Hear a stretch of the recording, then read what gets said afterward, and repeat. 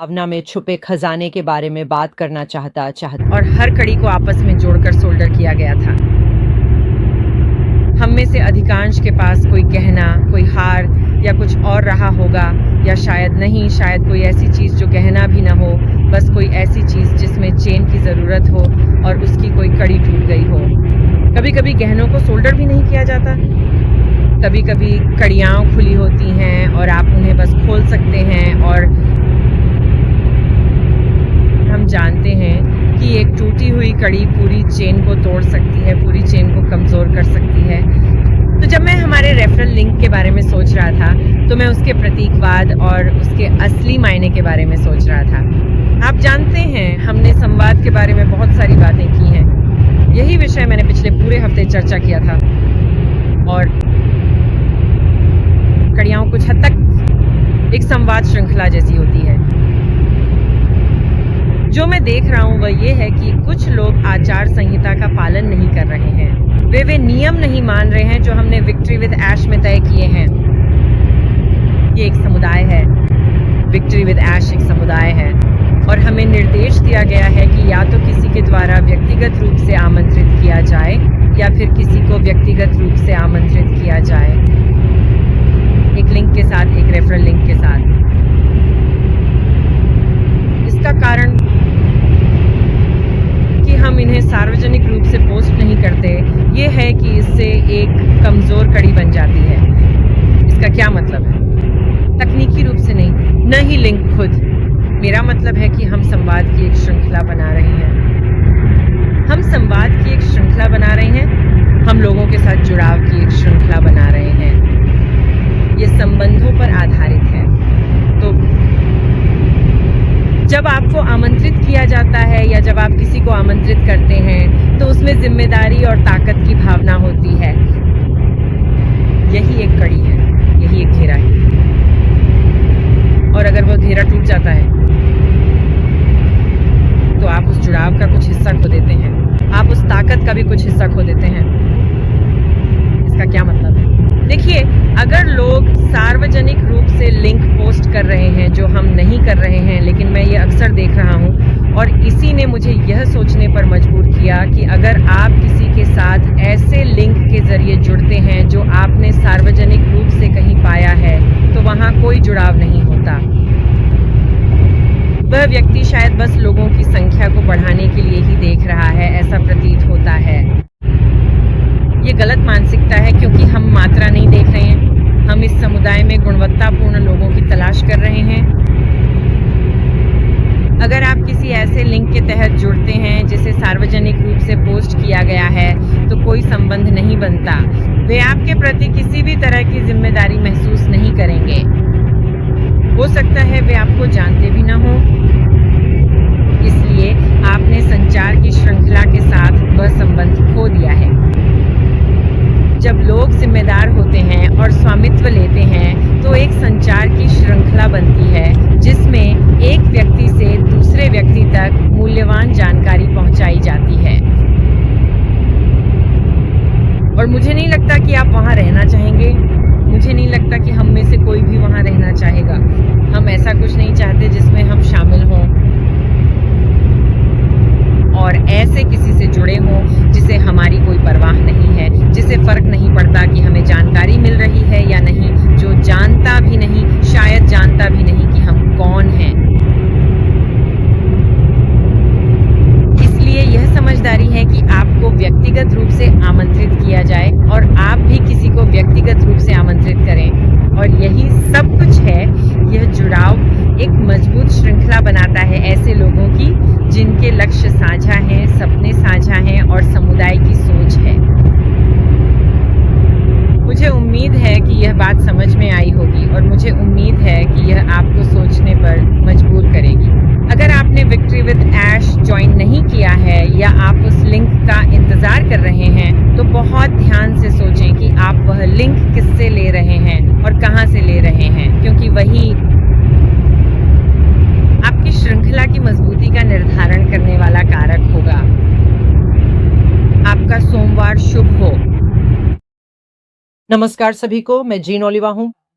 मैं सबसे पहले हमारे संयुक्त राज्य अमेरिका में रहने वाले परिवार को हैप्पी थैंक्सगिविंग कहना चाहती हूँ और इसी संदर्भ में मैं हमारे स्वाद की भावना में छुपे खजाने के बारे में बात करना चाहती था। और मेरा मतलब स्टाइल से नहीं है, बल्कि हमारी असली क्षमता से है कि हम अलग-अलग स्वादों को चख सकते हैं। और कई संस्कृतियों में वे नमकीन, मीठा, खट्टा स्वाद के बारे में बात करते हैं। कड़वा और उमामी यानी स्वादों की एक विस्तृत विविधता और कैसे इन सभी अलग-अलग स्वादों को हर दिन अनुभव करना वास्तव में हमारे स्वाद को विकसित करने और हमें संतुलित रखने में मदद करता है। अब मैं जानती हूँ कि संयुक्त राज्य अमेरिका में नमकीन और मीठे डीप फ्राइड मीठी चीज़ों के लिए एक असली आकर्षण है, लेकिन दुनिया भर में यह गहरी समझ है कि हमें स्वादों की यह विविधता चाहिए। और ऐसा क्यों है? इनमें से एक कारण ये है कि यह हमारे स्वाद को विकसित करता है। जैसे अगर हम अलग-अलग चीज़ों का स्वाद चख रहे हैं और हम शुरुआत करते हैं, मान लीजिए उदाहरण के लिए वाइन से, तो हो सकता है कि हम शुरुआत में मीठी वाइन पसंद करें, लेकिन जैसे-जैसे हम और स्वाद चखते हैं, हमें लगता है कि हमें और भी सूखी वाइन पसंद आने लगती है। ये तो बस एक उदाहरण है। यह इस बात का संकेत है कि हमारा स्वाद विकसित हो रहा है और बदल रहा है। और विक्ट्री विद ऐश में हम अलग-अलग चीज़ों का अन्वेषण, सीखना और स्वाद चखना कह सकते हैं। ऐसी चीज़ें करेंगे जो हमारे स्वाद को विकसित करेंगी और हमारे अनुभव को बदलेंगी, उसे और व्यापक बनाएंगी। अब इतिहास भर में अलग-अलग मसालों को बहुत अधिक महत्व दिया गया है। इन्हें मुद्रा के रूप में इस्तेमाल किया जाता था। ये बहुत कीमती थीं, बिल्कुल अनमोल और बहुत अधिक मांग में अत्यंत मूल्यवान। मैं केसर का एक उदाहरण लूँगी।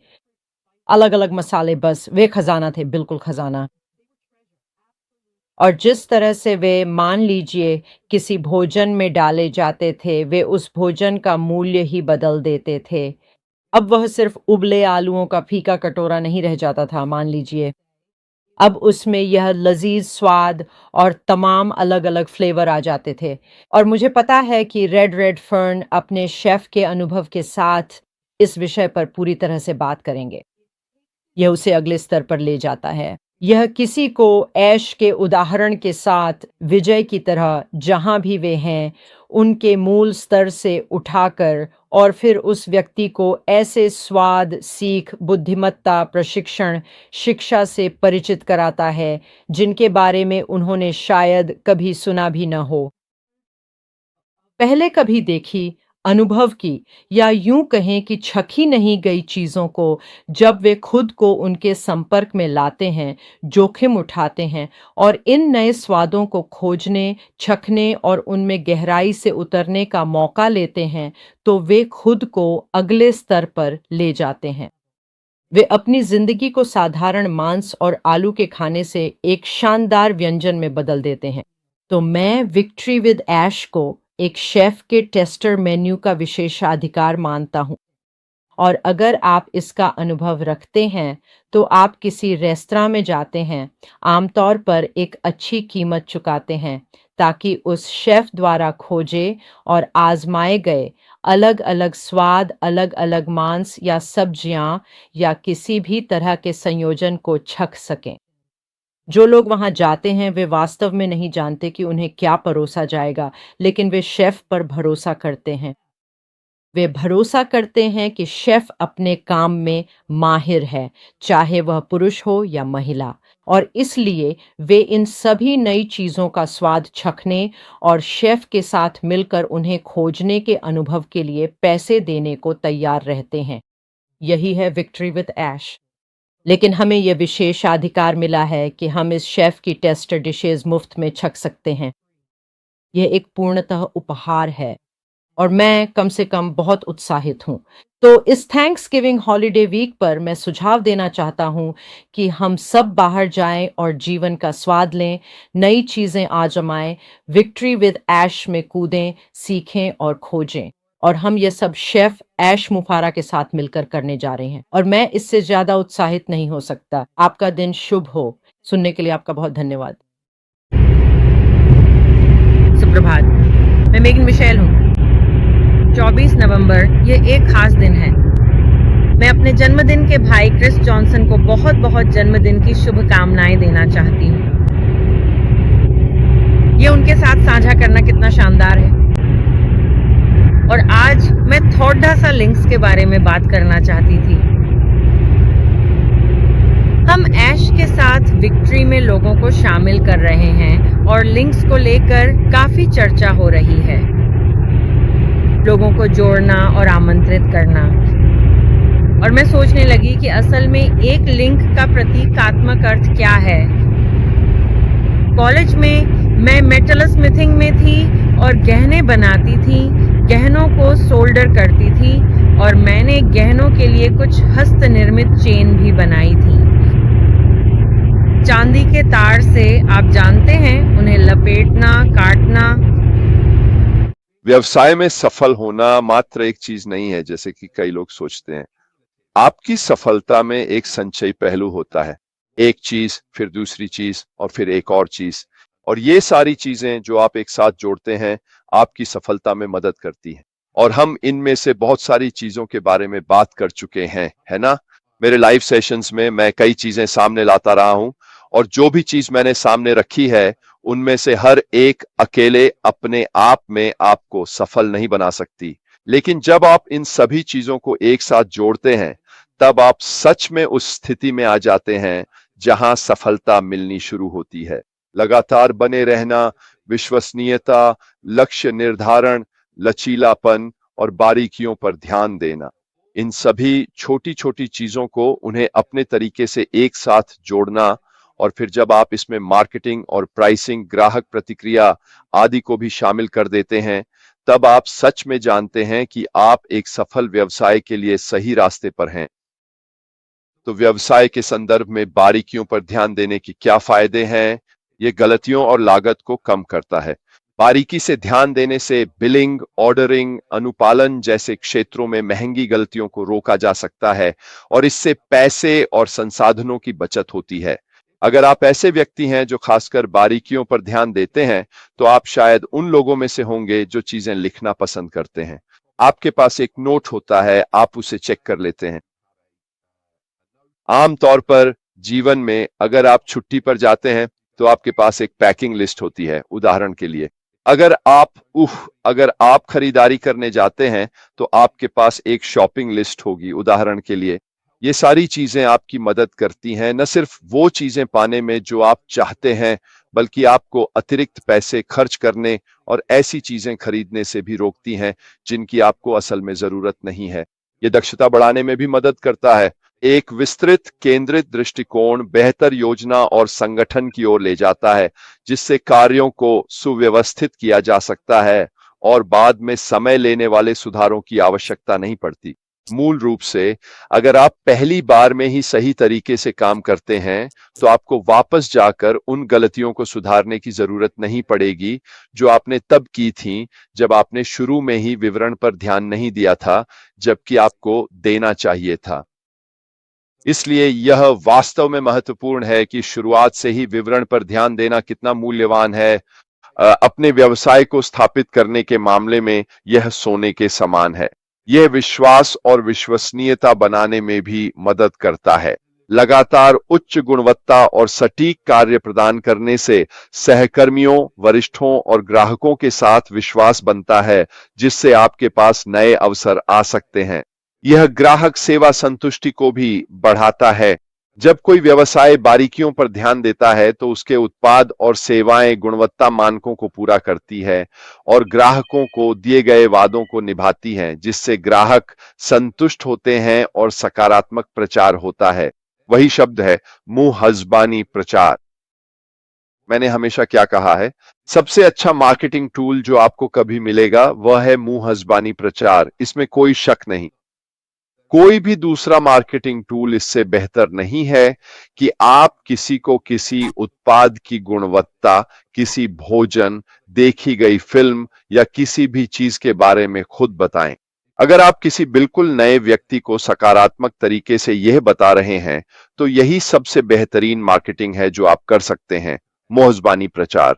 और यह ऐसी चीज है जिसे लोग नजरअंदाज तो नहीं करते, लेकिन निश्चित रूप से वे इसे एक शानदार तरीका मानना भूल जाते हैं, जिससे आप अपने ब्रांड को लोगों तक पहुंचा सकते हैं और लोग खुद आकर उसे देख सकते हैं।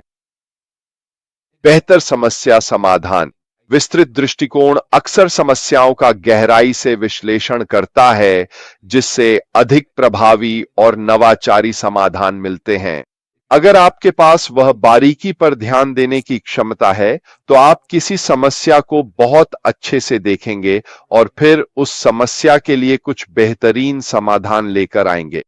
ये सभी चीजें एक बार फिर आपके व्यवसाय के लिए मददगार साबित होंगी। यह आपकी पेशेवर प्रतिष्ठा बढ़ाने में भी मदद करता है। सटीकता और बारीकी से काम करने के लिए पहचाने जाने से आप एक कर्मचारी के रूप में अधिक मूल्यवान बनते हैं और भविष्य में करियर के नए अवसरों के द्वार खुल सकते हैं। और यह बिल्कुल सच है। मुझे लगता है कि हम आपस में बात करते हैं, है ना? जरूरी नहीं कि यहां, बल्कि जहां आप रहते हैं वहां। और हमेशा चलने वाली बातचीत में से एक है, क्या आप किसी अच्छे बिल्डर को जानते हैं? क्या आप किसी अच्छे प्लम्बर को जानते हैं? क्या आप किसी अच्छे इलेक्ट्रीशियन को जानते हैं? क्या आप किसी अच्छे बढ़ई को जानते हैं? ठीक है। क्या आप किसी अच्छे हैंडमैन, डिलीवरी ड्राइवर या वैन वाले आदमी को जानते हैं? ये सारी बातें लोग एक दूसरे से इसलिए पूछते हैं क्योंकि वे देख रहे होते हैं